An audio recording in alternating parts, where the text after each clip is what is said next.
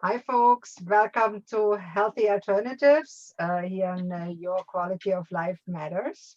Today, I'm very excited to have Nathaniel Evans on the show. He is the CEO of I Am the Data, an organization designed to create awareness around data and how it is being used within our communities. You're also an advocate that worked on the Close Rikers Island campaign as well as others to address social justice. Welcome, Nathan. Or Thank you. Nathaniel, I should say. Thanks for having me. I'm actually happy to be here. Um, Tell me a little yeah. bit about yourself, your story, and how did you become I am the data? Oh, my story. All right, so a little about myself is basically I grew up in Bed-Stuy, Brooklyn, and in that time period, it was a lot of fending for myself and actually creating my own realities for myself. And in that time period, I see myself a lot protecting a lot of my friends that I've been into the streets with. Always like, being an advocate or, basically squashing, a lot of, harmful things were taking place in the community. So I was really looked at a lot as a peacemaker amongst people in the community. My lifestyle was also a criminal lifestyle when I was growing up, but I also did a lot of entrepreneurs. So like I packed bags, I helped people, on laundromats and supermarkets, and I did other little things to keep myself afloat. Being I didn't have any male counterparts, any male figures to direct me or give me any type of structure. So that time frame actually led me into Department of Corrections. And from interacting with Department of Corrections, I actually started realizing that I really do something wrong in society. Like that I really set out to create a criminality for myself. When I came to awareness, was it something like I said, I see righteousness, I see wickedness. Let me just do wickedness all the way through. Or was it something that was actually set up for me to actually walk into in the first place? And as I started going to the prison systems, a lot of things took place. So it was one incident that took place with me. Actually, I believe created I Am a Data way before it was even created. I was in Mid-State Correctional Facility. So Mid-State Correctional Facility is a facility that basically caters to mental health development. Mm. So 90% of the people that's in Mid-State Correctional Facility are on some mental health drugs. So interacting with that population, you get to see that you're not really able to connect with other brothers, other men, to actually help them channel the experiences of incarceration, or basically do what incarceration says that they're not doing, which is actually being members of society. So incarceration is supposed to prepare you to be a member of society. It's not supposed to cause, outskirts. It's not supposed to ostracize you from society. It's supposed to basically incorporate you into society. And I say that to say this. So I did a lot of teaching when I was in prison, Mid-State particularly. I taught phase one, which is actually an introduction into the prison. I taught phase two, was actually socialization of the prison environment as well as connecting with society. And I also taught phase three, which is basically reintroduction back into society.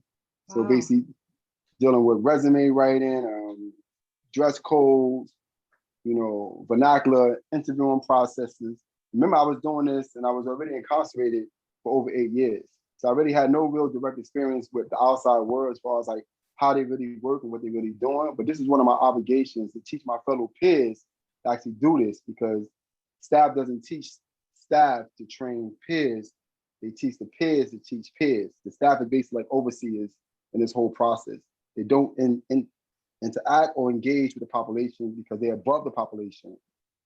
So So, let and me it's, ask you, Nathaniel, for those that are not so familiar with the prison system, is that what you call re-entry talks?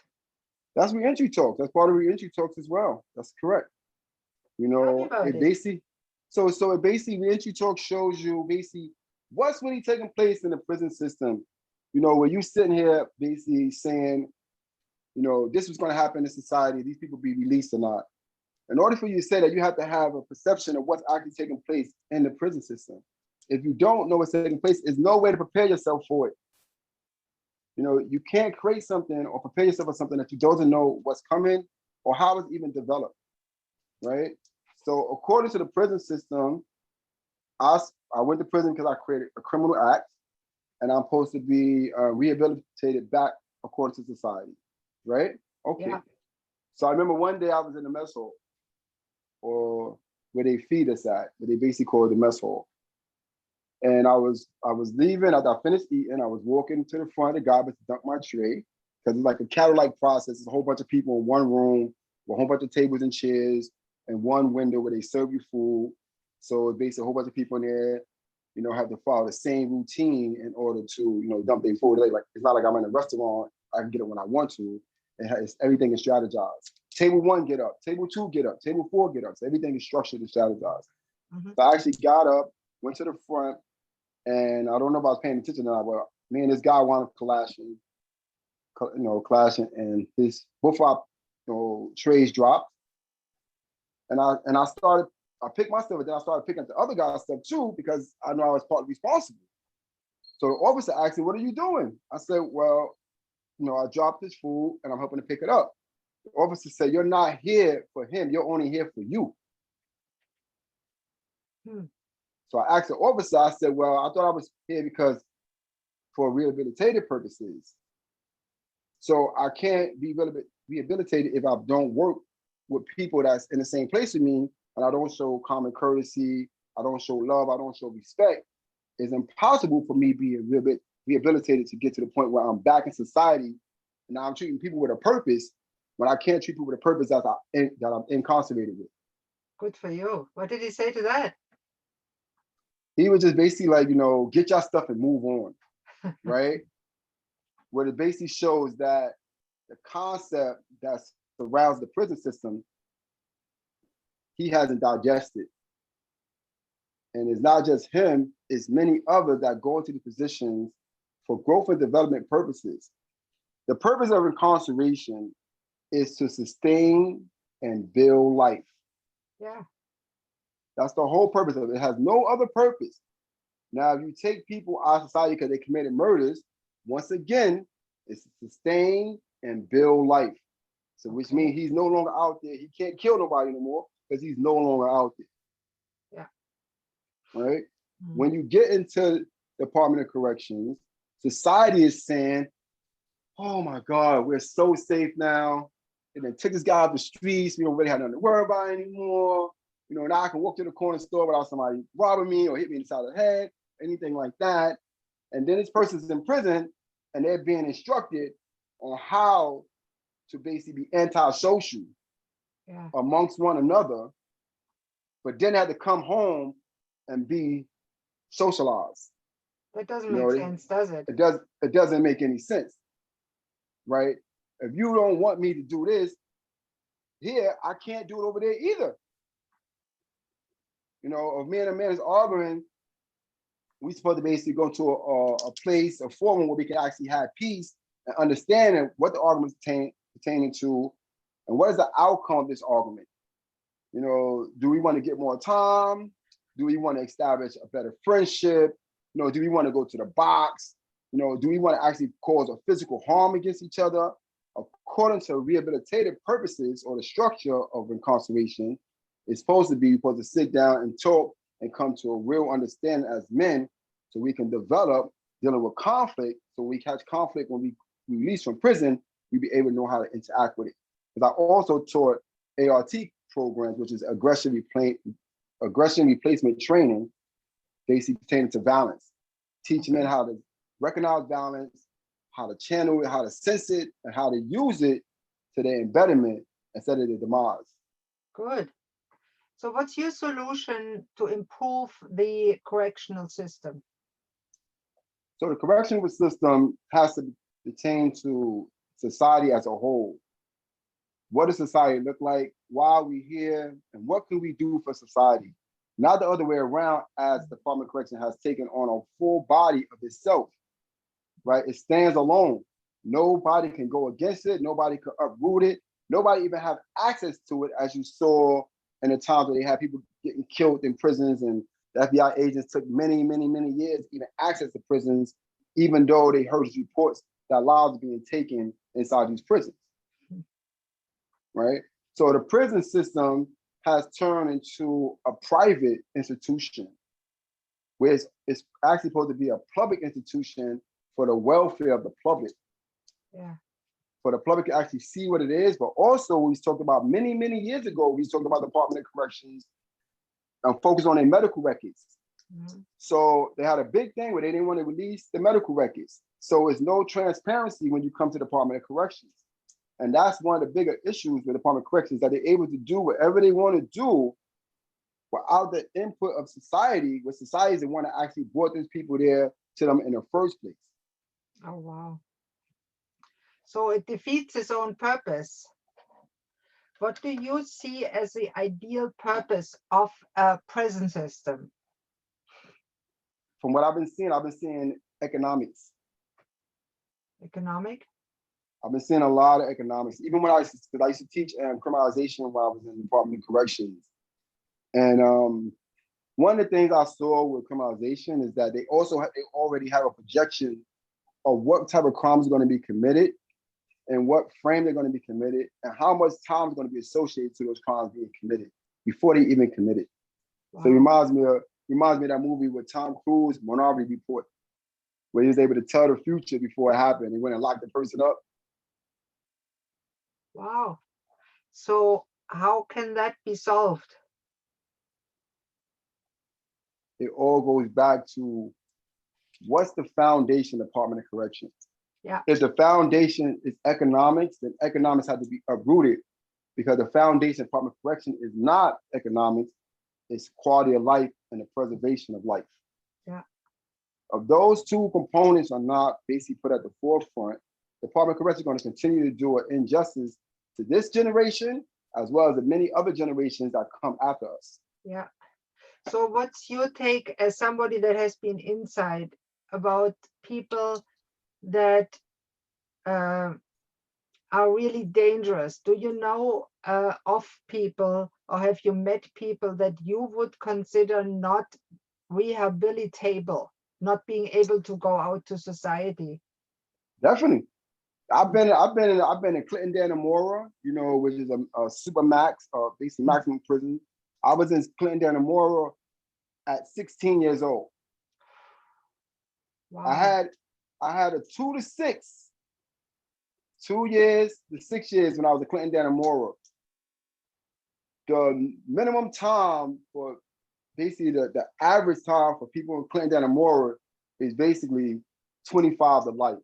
Wow. So How did you get in there at 16? That seems to be draconic. I don't know. I had a attempt robbery case. I didn't have like any serious offense. I didn't have a gun charge or anything like that. I just had an attempt robbery case. I kept going to different medium facilities, and in those facilities, I had to protect myself in those facilities. And I wound up going to a place called Green Correctional Facility. The men tried to stab me up because it was New Year. They were doing a New Year's celebration. Mm-hmm. So when the ball dropped, they started stabbing people and cutting people when the ball dropped. I wound up getting caught up in that situation where I was the victim. I had no weapons. I had anything. I was a victim. And I was only there for one day. And then a black sergeant came to me and told me that it was my fault that took place in his facility, and I'm going to be penalized for it. I got no tickets. I never got written up for any offenses or anything like that to even show for even being transferred from one jail to the next. It just took place. Next thing I know, I'm in Clinton Dannemora. These men come to me, they got life, they got 100 years, they got 50 years. They ask me how much time I got, where I'm from, what I'm doing. And I'm up there, I'm watching men kill each other. I'm seeing men raping each other. I'm hearing police beating men till they cry for their mothers, right? I'm a young man at 16 years old, and I'm experienced in a world I've never experienced before, ever. Like no one introduced it to me on no level. I could never been prepared for this reality that's actually taking place. That would be traumatic, wouldn't it? Very traumatic, very traumatic. And now to leave out of there, with no education other than basically a school of barbarians.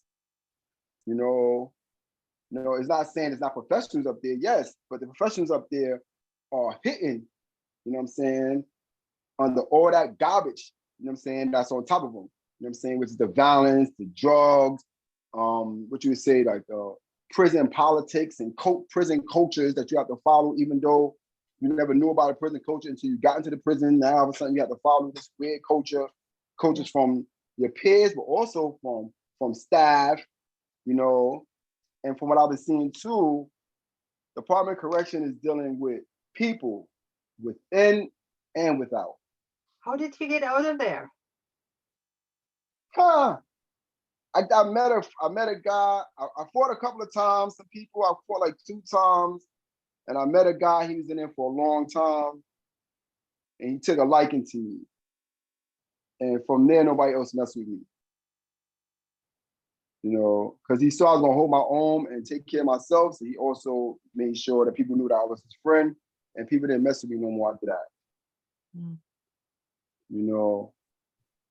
And it was an eye opener because I know, like, right before I left out, a guy was leaving with me, and he had killed somebody else for his friend the day before he was leaving. And that answered your question. Like, are all men that's projected to come home are responsible enough to be in society, to reenact with society and to cultivate society where it's supposed to be, right? The answer to that question from the incident I had in Clinton is a no, because this man did all this time, he's about to be released. His friend came in and said he needed him to help him kill someone, and he actually did it, right? And we're all at the front gate about to be released, and they come and put him in handcuffs again and take him back into the prison. And we're looking at him like, what the hell? What happened? And we found out what he did, and we're shocked. We're totally shocked, and I guess he showed yes, it's a failure to that person. That's a question. That's without a doubt. Yeah. But it's also a failure to the system. Yeah. Right? Like, what will cause you to still think in this way when you're about to be released if you actually came in this place for rehabilitative purposes? How is it possible that the first thought that will come to you will be to your self-harm if you was actually being rehabilitated within the prison structure? Yeah. Meaning what? Meaning you was reading books. I'm saying you were writing books. You were reading poems. You were writing poems. You was connected to college programs. You was connected to phase 1, phase 2, phase 3, ART. You was teaching these things. You incorporated these things. You mastered these things, right?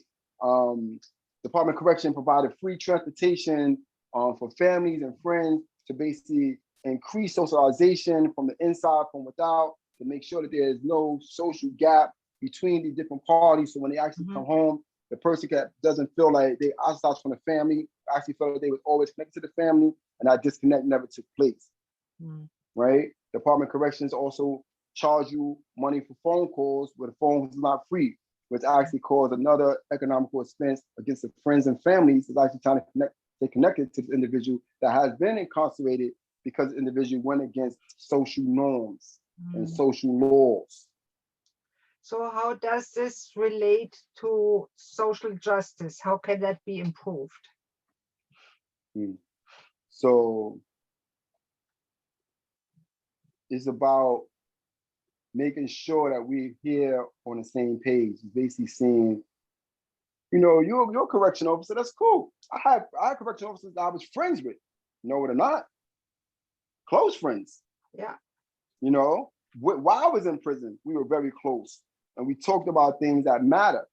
And I had a lot of correction officers say, to be honest with you, man, I almost got locked up a couple of times, but I slipped the bullet, And then I wound up taking the test. And next thing you know, I work for the Department of Corrections.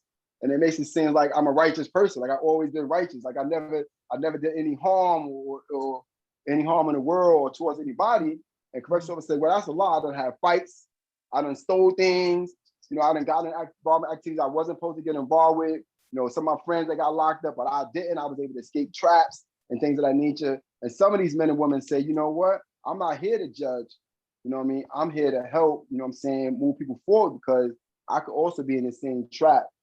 Mm-hmm. The big I and little u concept that they have pertaining to society and the prison system basically has to be annihilated. The prison So, system cannot believe that it's above the social justice of the people to preserve its own social justice. mm. And what is the social justice of the prison system? What social justice that the prison system preserves? The social justice that the prison system preserves is the building of its communities. So to wrap it up, what would be one thing you would tell a corrections officer to heed, and what would be one thing you would tell a young person that is on the path to jail, just like you were when you were young, to do, Yeah. to get not in that situation? Mm. So for a correction officer, I would say this. I will actually say to correction officer to keep the end in mind. That's basically what I would say to him. To keep the end in mind, to understand that we're all in this together. We're all going through a process. To also know that you have an end as well. You also have a path as well that you do not know. As many of us that go into the prison system, we did not set out for this path. We did not know this path was here. And we have no real education in what the prison system consists of because leaders don't come into the school and talk about the prison systems. They don't take pictures of the prison systems. They don't map out the prison systems. So you have no idea about these things until you actually get there. So the correction officer needs to know to keep the end in mind. And I say this to say this. I've seen a lot of correction officers cause harm just because they had the power to do so. Not because it was righteous for them to do so, but just because they had the power to do so. Wow. By them causing that type of harm, understand that harm they're causing is going to come back to them. Yeah. So they need to keep the end in mind. They need to focus on what the system is pertaining to, which is the socialization of society, so we can actually live, good and well together. Because we only have like 100-year lifespan, so there's no reason why you should be actually killing each other and doing all type of weird stuff against each other. Because we don't even live that long to even be enjoying some of the dangerous things that we do against each other. Yeah, I can see that. And what would you tell a young person that's on its And I way? tell the young person to understand that the prison system is not for his making. It's not for his development. He's not going to grow and prosper from the prison system. It's not going to give him a different badge of honor. It's not going to preserve him to make him seem like he's more wiser or greater by going down this path. Understand that the prison system against the youth is a social burden against them. It has been set up as a social burden, and it will continue to be a social burden until policies are actually changed around the incorporation of what prisons consist of and what is a true relationship with society. Wow, those are powerful words, Nathaniel, and I thank you so much for being on the show today. When you combine modern science, ancient wisdom, nature experience, and love, magic happens. I'm Dr. Christine Sauer, physician, naturopath, coach, human. It feels like magic to my clients when their lives are transformed through the skills combination of natural and human sciences, ancient philosophies, and caring human-to-human interaction. Discover this kind of modern wizardry and let's prepare powerful healing potions together. Come and enter our wonderful world of wellness.